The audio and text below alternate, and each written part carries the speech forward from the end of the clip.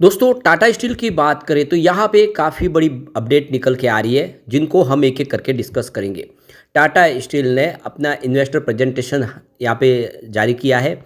इसके अलावा टाटा स्टील ने अपनी सब्सिडीज कंपनी में काफ़ी बड़ा निवेश किया है। और जो इस समय जो टाटा स्टील के लिए प्रॉब्लम है वो है डंप होता हुआ चाइना का स्टील। उसको लेकर भी यहाँ पे टीवी नरेंद्र की तरफ से कुछ बड़ा बयान निकल कर आया जिसको जानेंगे इस वीडियो के माध्यम से।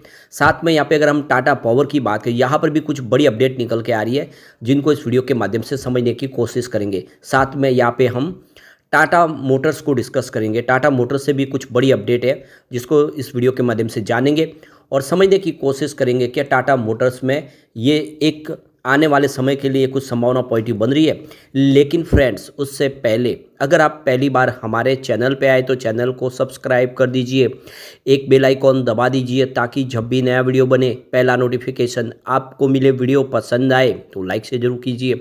चलो फ्रेंड्स, वीडियो स्टार्ट करते हैं। मैं हूँ आपका दोस्त SP दवे और हमारे अपने चैनल ऑनलाइन कमाई में आपका बहुत बहुत स्वागत है। तो सबसे पहले टाटा स्टील के कारोबार की बात करें तो 137 पर क्लोजिंग थी। 0.47% की गिरावट देखने को मिली कल। अब यहाँ पे जो बड़ी अपडेट निकल के आ रही है, टाटा स्टील ने अपने इन्वेस्टर प्रेजेंटेशन को यहाँ पे जारी किया है और देख सकते हो कि 25 फरवरी को वो यहाँ पे IFL इंटरप्राइजिंग इंडिया कॉन्फ्रेंस को यहाँ पे रखा गया था और इसके अंदर कंपनी ने अपना क्या क्या अचीवमेंट किया है, क्या क्या कंपनी का गोल है, कंपनी के फ्यूचर प्लान क्या है, वो सारी की सारी जानकारी अपने इन्वेस्टर के साथ में शेयर की है। और काफ़ी बड़ा अगर यहाँ पे अच्छा अनुभव देखने को मिलेगा। अगर आपको भी ये सारी जानकारी चाहिए तो www.tatasteel.com पे जाके ये सारी जानकारी आप प्राप्त कर सकते हैं और ऑलरेडी यहाँ पे एक्सचेंज पे भी इसकी जानकारी दी गई है जो आप यहाँ पे इसमें जान सकते हैं कि क्या क्या कंपनी के आगे के फ्यूचर प्लान है। अब जो बड़ी अपडेट एक और निकल के आ रही है, टाटा स्टील के CEO ने स्टील जो इंपोर्ट होता है उसके ऊपर शुल्क लगाने की वकालत की है। तो टाटा स्टील के प्रबंधक निदेशक टीवी नरेंद्र ने मंगलवार को घरेलू इस्पात उद्योग को अमेरिकी टैरिफ बढ़ोतरी के अप्रत्यक्ष प्रभाव से बचाने के लिए इस्पात आयात पर सुरक्षा शुल्क लगाने की वकालत की है। उन्होंने कहा है कि कई देशों में इस्पात आयात पर इसी तरह के कार्रवाई की जा रही है। MD ने बताया कि पिछले 3 दिनों में वियतनाम ने चीनी इस्पात आयात पर एंटी डंपिंग शुल्क लगाया है। दक्षिण कोरिया ने भी इसी तरह से निर्णय लिया है। टीवी नरेंद्र ने एक कार्यक्रम के दौरान कहा है कि हम सुरक्षा शुल्क को लगाने की मांग कर रहे हैं जिससे हमारी मदद के लिए तुरंत लगाया जा सकता है। पिछले महीने अमेरिकी राष्ट्रपति के रूप में पदभार संभालने के बाद डोनाल्ड ट्रंप ने अमेरिका में प्रवेश करने वाले सभी इस्पात और एल्यूमिनियम पर 25% आयात कर लगाने का आदेश दिया है। कनाडा और यूरोपीय इस्पात को पहले ही दी गई छूट को समाप्त कर दिया गया है। टीवी नरेंद्र ने कहा है कि भारतीय इस्पात संघ ने पहले ही सरकार से सुरक्षा शुल्क के लिए एक प्रस्ताव दिया है और कहा है कि उसने एंटी डंपिंग शुल्क की बजाय सुरक्षा शुल्क की मांग की है क्योंकि बाद में होने वाले जो लागू इसको समय पे लागू किया जा सकता है। टीवी नरेंद्र ने कहा है कि लंबे समय से सुरक्षा उपायों को लागू न करने की वजह से इस उद्योग को बहुत भारी निगेटिव नुकसान पड़ रहा है और काफ़ी भारी लॉस में आ रही है कंपनियां और ऐसे में यही एक रास्ता है कि यहाँ पे सुरक्षा शुल्क लगाया जाए। उन्होंने कहा कि ऐसा नहीं है कि भारत अमेरिका को बहुत अधिक इस्पात निर्यात कराए, लेकिन जो इस्पात अमेरिका में समाप्त होता था वह दुनिया में कहीं और पहुंच जाएगा। इसका अप्रत्यक्ष रूप से भारत पर भी प्रभाव पड़ेगा। हालांकि उन्होंने ये नहीं बताया कि इस्पात उद्योग ने किस तरह के शुल्क मांगे हैं।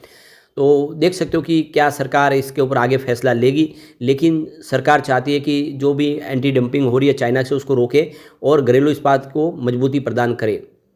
एक और जो बड़ी अपडेट निकल के आ रही है, टाटा स्टील ने कहा है कि उसने अपनी पूर्ण स्वामित्व वाली company T steel holding PTA limited यानी देख लो कि टी स्टील प्राइवेट लिमिटेड से 1.24 अरब डॉलर लगभग 10,727 करोड़ रुपए में करीब 7,885 करोड़ साधारण इक्विटी शेयर हासिल किए। कंपनी द्वारा 25 फरवरी 2025 को किए गए निवेश का उपयोग टाटा स्टील की ऑफशोर सहायक कंपनियों में बाहरी कर्ज को चुकाने और टाटा स्टील UK लिमिटेड के पुनर्गठन का समर्थन करने के लिए किया जाएगा। ये कंपनी 2006 में सिंगापुर में बनी थी। ये कंपनी विदेश बिजनेस के साथ टाटा स्टील की होल्डिंग इकाई के रूप में कार्य करती है। TSHP पहले से ही एक पूर्ण स्वामित्व वाली सहायक कंपनी थी, फिर भी टाटा स्टील ने निवेश के लिए RBI की मंजूरी प्राप्त की है। इसकी वजह से यह विदेशी निवेश के लिए स्वचालित मार्ग के तहत 1 अरब डॉलर की वार्षिक सीमा को पार कर गया था। पिछले सप्ताह टाटा स्टील ने कहा है कि उसने $30 करोड़ यानी करीब 2603.16 करोड़ में T steel holding PT limited के 191 करोड़ अधिक इक्विटी शेयर का अधिग्रहण किया है। तो टाटा स्टील ने एक्सचेंज फाइलिंग में कहा कि इससे पहले 20 फरवरी 2025 को T steel holding PT limited में 0.157 अमेरिकी डॉलर अंकित मूल्य के करीब इक्विटी शेयर का अधिग्रहण किया था, जिसकी कुल कीमत 30 करोड़ अमेरिकी डॉलर के बराबर थी, यानी 2603.16 करोड़ के आसपास थी। तो कुल मिला के देख सकते हो कि टाटा स्टील के फैसले काफ़ी शानदार है, जो इशारा करे कि आने वाले समय टाटा स्टील कुछ बेहतर कर सकता है। अब चलते हैं हम टाटा पावर की तरफ। तो 350 पर क्लोजिंग देखने को मिली। तो टाटा पावर के शेयर जो है वो गुरुवार को फोकस पे रह सकते हैं। कंपनी के तरफ से इसमें दो पीछे जो बड़ी वजह बताई गई, एक तो यह है कि रेटिंग एजेंसी मूडीज ने रेटिंग में बदलाव किया है, दूसरा असम में 30,000 करोड़ रुपए के निवेश की खबर निकल के आ रही है, इसका असर पॉजिटिव देखने को मिल सकता है। तो दरअसल मूडीज ने रेटिंग द्वारा, जो मूडीज की रेटिंग है उसमें टाटा समूह की कंपनी की corporate family rating CFR BA की आउटलुक को स्टेबल से पॉजिटिव बदलने के बाद टाटा पावर कंपनी लिमिटेड के शेयर में कोई पॉजिटिव संभावना बनेगी गुरुवार को। इसके अलावा टाटा पावर ने 30,000 करोड़ रुपए के निवेश के साथ सोलर, विंड, हाइड्रो पावर और एनर्जी स्टोरेज के लिए 5,000 मेगावाट तक रिन्यूएबल एनर्जी डेवलपमेंट करने के लिए असम सरकार के साथ एक समझौता की घोषणा की है। इस पहल से 3,000 प्रत्यक्ष रोजगार सृजित होने और असम में क्लीन एनर्जी अपनाने को बढ़ावा मिलने की उम्मीद है। अब यहाँ पे टाटा पावर को लेकर वो मोतीलाल ओसवाल की तरफ से जो रिसर्च हेड है, देख सकते हो कि सिद्धार्थ खेमका, उनका कहना है कि आप इस समय अगर निवेश के बारे में सोच रहे हो तो एनर्जी सेक्टर का काफ़ी सारा इस समय पॉजिटिव संभावना से भरा पड़ा है। इसमें दो कंपनियां हैं जो काफ़ी अच्छा करती दिख सकती है, जिसमें एक टाटा पावर भी शामिल है, दूसरा JSW एनर्जी। दोनों ही शेयर आने वाले समय कुछ बेहतर कर सकते हैं। वित्त वर्ष 2025 के दिसंबर तिमाही में टाटा पावर कंपनी का EBITDA दर साल आधार पर 38% की रिपोर्ट हुआ है, जो प्रमुख तौर पर मजबूत plant load factor, regulatory gains और रिन्यूएबल की ग्रोथ की वजह से संचालित हुई है।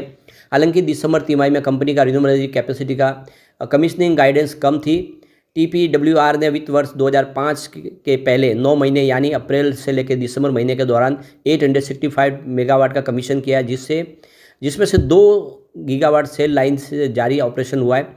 वित्त वर्ष 2026-27 में कंपनी की एनुअल 2 से लेकर 2.5 गीगावाट जोड़ने की योजना है। तो इसीलिए यहाँ पे देख सकते हो कि काफ़ी शानदार संभावना पॉजिटिव बनी हुई है और मोतीलाल ओसवाल इसमें बुलिश है। सिद्धार्थ खेमका का कहना है कि Tata power company discom privatisation और न्यूक्लियर एनर्जी से जुड़े अवसर की तलाश में लगी हुई है। खेमका कहते हैं कि हमें विश्वास है कि कंपनी की धीमी रिन्यूएबल एनर्जी कमीशनिंग के चलते नरम अर्निंग ग्रोथ बना रह सकता है। अब चलते हैं हम टाटा मोटर्स की तरफ। 660 पर क्लोजिंग थी और यहाँ पे देखो कि टाटा ग्रुप की ऑटोमोबाइल कंपनी टाटा मोटर्स के शेयर का हाल में लंबे समय से बेहाल नज़र आ रहा है। शेयर की प्राइस काफ़ी नीचे है और शेयर का भाव अगर अपने ऑल टाइम हाई से करीब 44% घट गया है। बीते साल जुलाई 2024 में इस शेयर में तूफानी तेज़ी देखने को मिली थी और स्टॉक 1179 तक चला गया था, लेकिन फिर अचानक इसमें गिरावट की संभावना बनी और कीमत काफ़ी गिर गई है। और टाटा पावर इस समय देखें तो काफ़ी गिरावट के चलते देख सकते हो लोगों को काफ़ी भारी भरकम लॉस हुआ है। तो टाटा मोटर्स के शेयरों का इस साल का अब तक का सबसे खराब परफॉर्मेंस रहा है। कंपनी के शेयर खराब परफॉर्मेंस के चलते निफ्टी 50 के स्टॉक के अंदर सबसे खराब प्रदर्शन करने वाले साबित हुआ टाटा मोटर्स इसके शेयर में जुलाई 2024 में 1179 के उच्च स्तर से पहुंच के 45% गिर चुका है और 661 के आसपास आ गया है। तो कंपनी का मार्केट कैप भी देखे कि 1.9 लाख करोड़ रुपए के नुकसान के साथ आगे आता वो दिखाई दे रहा है। शेयरों में गिरावट की वजह चीन और ब्रिटेन जैसे प्रमुख बाजारों में जगुआर लैंड रोवर की कमजोर मांग के साथ साथ यूरोपीय निर्मित कारों पर संभावित अमेरिकी आयात शुल्क पर चिंताओं के कारण भी है, जो टैरिफ लगाने की बात है उसका भी असर देखने को मिला है। प्रमुख बाजारों में JLR की कमजोर मांग और M&M और SCV और EV सेगमेंट में घरेलू बिक्री संबंधी चिंताओं के कारण टाटा मोटर्स के शेयर में 44% की गिरावट आई है। हालांकि कंपनी को अल्पकालिक चुनौतियों का सामना करना पड़ रहा है, लेकिन एनालिस्ट इसको आने वाले समय के लिए अपॉर्चुनिटी की तरह देख रहे हैं। कुल मिला के ये आने वाले समय में कुछ बेहतर कर सकता है, क्योंकि EV सेगमेंट में कंपनी का मार्केट शेयर आज भी 63% के आसपास, जो बड़ी बात है। तो कुल मिला के टाटा मोटर्स में शेयर की प्राइस जब बाजार बढ़ेगा तो इसकी प्राइस भी बढ़नी लाजमी है। लेकिन फ्रेंड्स, कोई भी इन्वेस्टमेंट करने से पहले अपने फाइनेंशियल एडवाइजर से एडवाइस ले ले या अपना खुद का रिसर्च करें, क्योंकि मैंने वीडियो आपके एजुकेशनल पर्पज़ के लिए ही बनाया। वीडियो पसंद आए तो लाइक से जरूर कीजिए और चैनल को सब्सक्राइब कर दीजिए। Thank you friends.